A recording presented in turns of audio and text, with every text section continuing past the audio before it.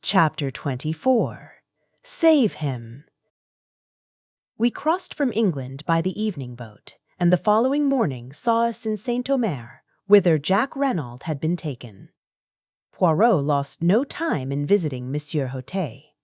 As he did not seem disposed to make any objections to my accompanying him, I bore him company.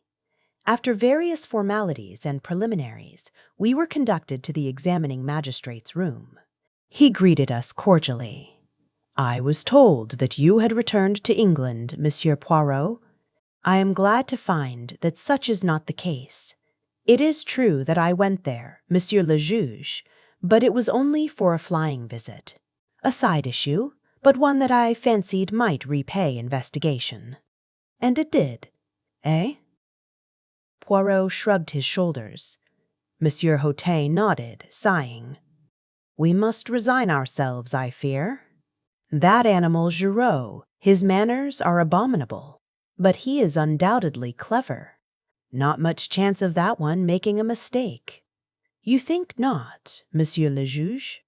It was the examining magistrate's turn to shrug his shoulders. "Eh bien, speaking frankly in confidence, c'est entendu. Can you come to any other conclusion?" "Frankly, Monsieur le Juge, there seem to me to be many points that are obscure." "Such as—" But Poirot was not to be drawn. "I have not yet tabulated them," he remarked. "It was a general reflection that I was making.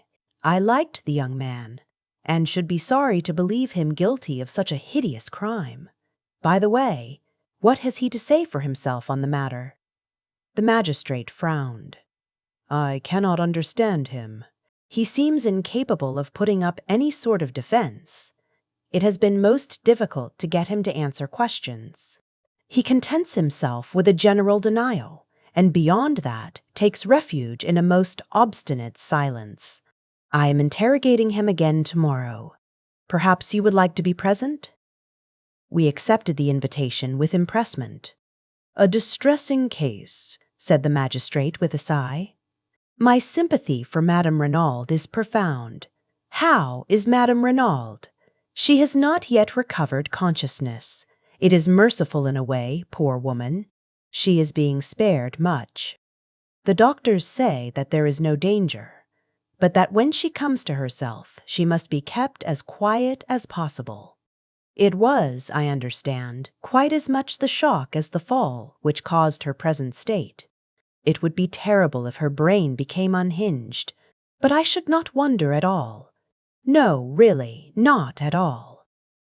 Monsieur Hôtel leaned back, shaking his head, with a sort of mournful enjoyment as he envisaged the gloomy prospect. He roused himself at length, and observed with a start, "That reminds me. I have here a letter for you, Monsieur Poirot. Let me see. Where did I put it?" He proceeded to rummage amongst his papers. At last he found the missive and handed it to Poirot. "It was sent under cover to me in order that I might forward it to you," he explained. "But as you left no address, I could not do so." Poirot studied the letter curiously. It was addressed in a long, sloping, foreign hand, and the writing was decidedly a woman's. Poirot did not open it. Instead, he put it in his pocket and rose to his feet. "A domain, then, Monsieur le Juge." "Many thanks for your courtesy and amiability. But not at all. I am always at your service. These young detectives of the school of Giraud, they are all alike, rude, sneering fellows. They do not realize that an examining magistrate of my experience is bound to have a certain discernment, a certain flair. Enfin. The politeness of the old school is infinitely more to my taste. Therefore, my dear friend, command me in any way you will. We know a thing or two, you and I, eh?" And laughing heartily, enchanted with himself and with us, Monsieur Hôtel bade us adieu.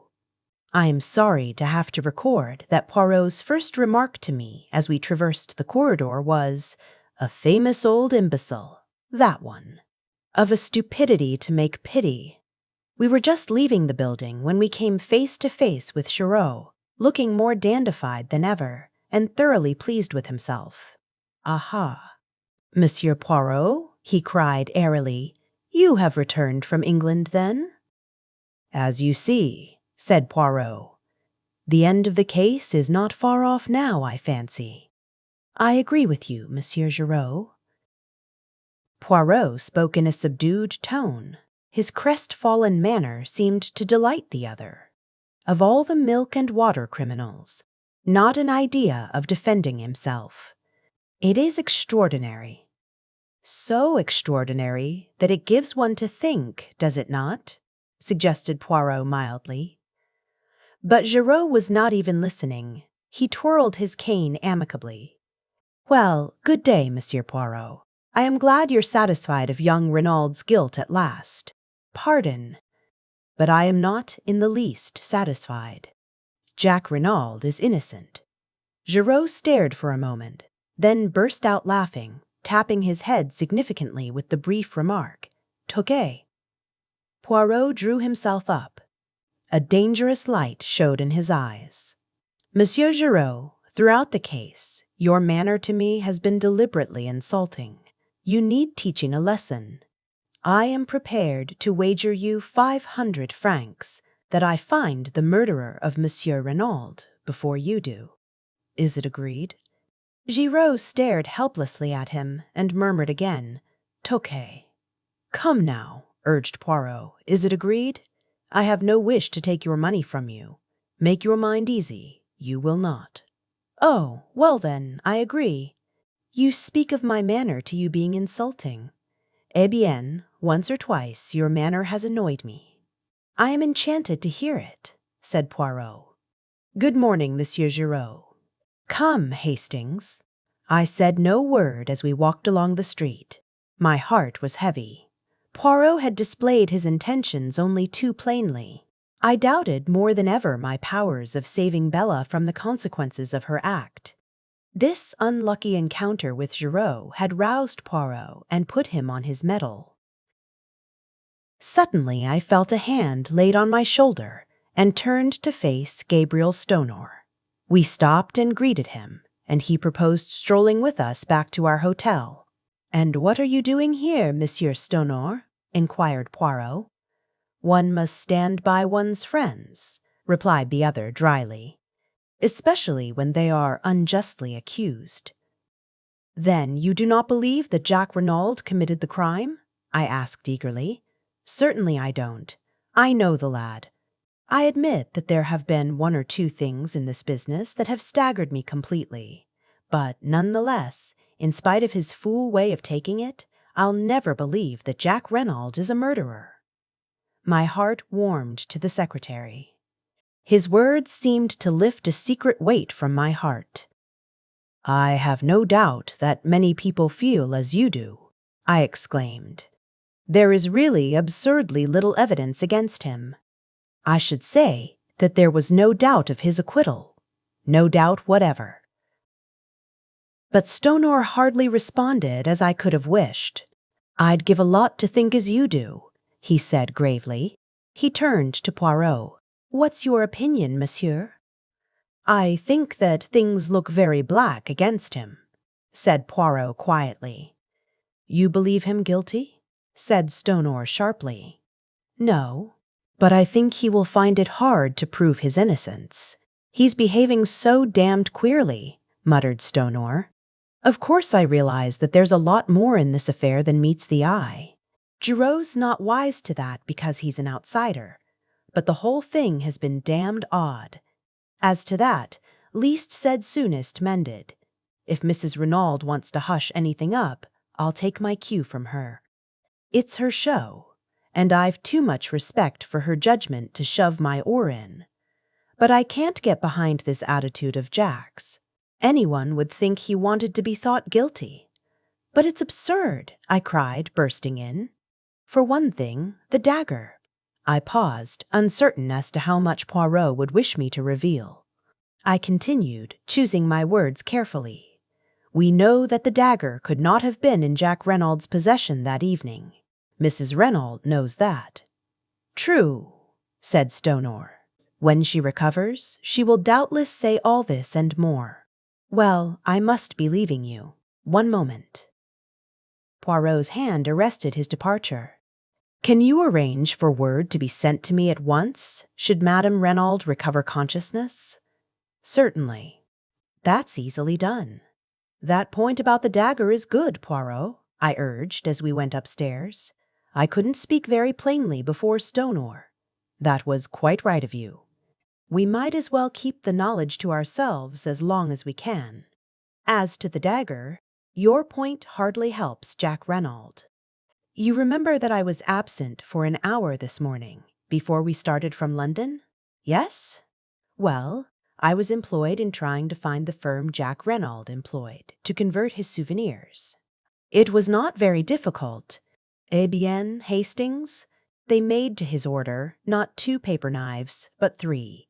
So that, after giving one to his mother and one to Bella Duvenne, there was a third which he doubtless retained for his own use. No, Hastings, I fear the dagger question will not help us to save him from the guillotine. It won't come to that, I cried, stung. Poirot shook his head uncertainly. You will save him, I cried positively. Poirot glanced at me dryly. Have you not rendered it impossible, mon ami? Some other way, I muttered.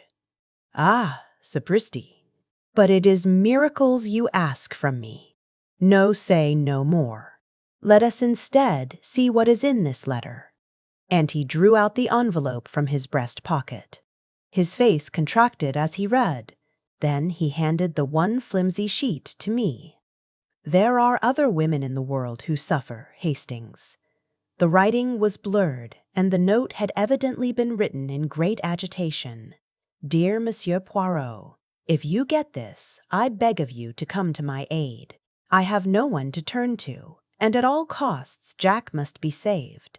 I implore of you on my knees to help us. Marthe Dubreuil. I handed it back, moved. You will go? At once. We will command an auto.